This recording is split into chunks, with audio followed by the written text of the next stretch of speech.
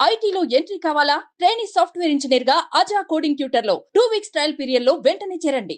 కష్టాలు వచ్చినా కన్నీరే ఏరులై పారినా ఒకరిని ఒకరు అర్థం చేసుకుని జీవించే బంధం భార్యాభర్తల సొంతం.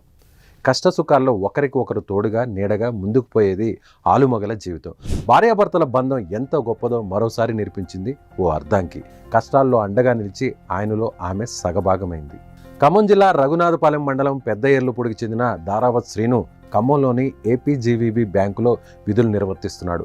ఆయన భార్య లావణ్య ఎల్ఎల్బి చివరి సంవత్సరం చదువుతుండగా వీరికి 2 కుమార్తెలు కూడా ఉన్నారు. కొన్నాళ్ల కిందట శ్రీను అనారోగ్యం బారిన పడడంతో ఖమ్మంలోని ఓ ప్రైవేట్ హాస్పిటల్లో పరీక్షలు చేయించుకున్నాడు. కామెర్ల సోకగా కాలేయ సమస్య ఉందని డాక్టర్లు గుర్తించారు. లక్షలు ఖర్చు చేసి మెరుగైన చికిత్స కోసం హైదరాబాద్లో చికిత్స చేయించుకున్నా నయం కాలేదు. వివిధ పరీక్షల అనంతరం కాలేయ మార్పిడి మాత్రమే శ్రీనును బతికిస్తుందని డాక్టర్లు తేల్చి చెప్పారు.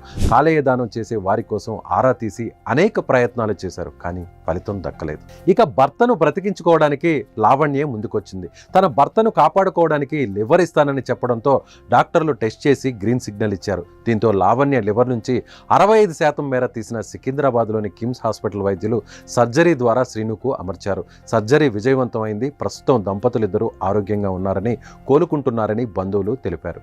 లావణ్య లాంటి భార్య దొరకడం శ్రీను అదృష్టం. ఇక్కడ ఇంకొక విషయం గమనించాలి. భర్త కోసం లావణ్య లివర్ ఇవ్వడానికి ముందుకు వచ్చిందంటే ఆమెను శ్రీను ఎంత ప్రేమగా చూసుకుంటున్నాడో, వారి మధ్య బంధం ఎంత గట్టిగా ఉందో ఇట్టే అర్థమవుతుంది.